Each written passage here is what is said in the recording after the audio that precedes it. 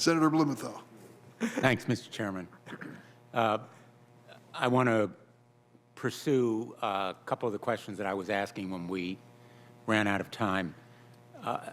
Just to say that on the issue of climate change, President Biden, as a candidate, committed to hold accountable the oil and gas industry for any lies or fraud they had committed in denying the effects of climate change. And I hope you'll take that into consideration in determining what the Department of Justice will do in those kinds of cases, pursuing any kind of pollution or climate change or lies in connection with the oil and gas industry. And just to kind of ask a threshold question, do you have any doubt that human beings are a cause of climate change? No, no doubt at all. Thank you. You may... That wasn't a trick question, I guess. It wasn't a trick question. Okay. I ask it because the last major nominee before this committee, back in September, it was a Supreme Court nomination, seemed to have some trouble with that question, but I'm glad you don't. Let me move to the issue of racial discrimination, which has been pursued, and I really welcome your very sincere and passionate commitment to ending racism and racial injustice. We're in the midst of a racial justice movement right now.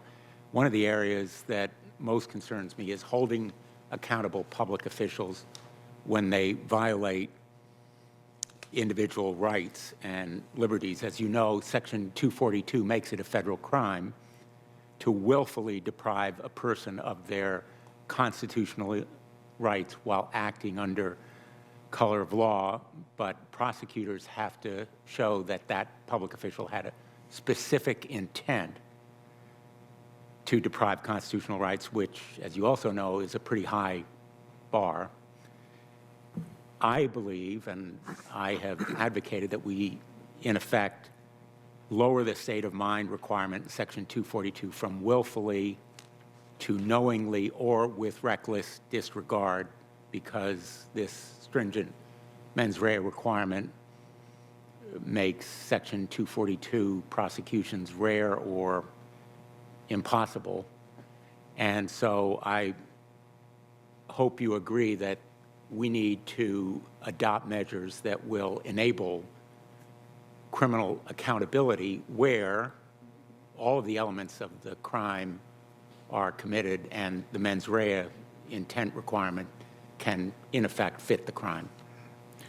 Well, what I can agree is that I'll consult with the career lawyers in the Civil Rights Division, who are the ones who would be bringing these cases and who have brought them in the past. I honestly just don't know. I know everyone says that they're very difficult to make. On the other hand, in the Clinton administration, we did successfully make quite a number of those cases. So I'd like to know from talking to them what kinds of changes might be necessary in the statute and what the consequences of changing the mens rea requirement would be. Thank you. I'd also like to ask you about Section 230. I've proposed various measures, one of them actually adopted in law and signed by the President, that imposes accountability on the big tech platforms for certain kinds of really horrific material, human trafficking under SESTA. And Senator Graham and I have led an effort, it's called the Earn It Act, to hold accountable the tech companies for spreading child sexual abuse material. I think reform of Section 230 is long overdue.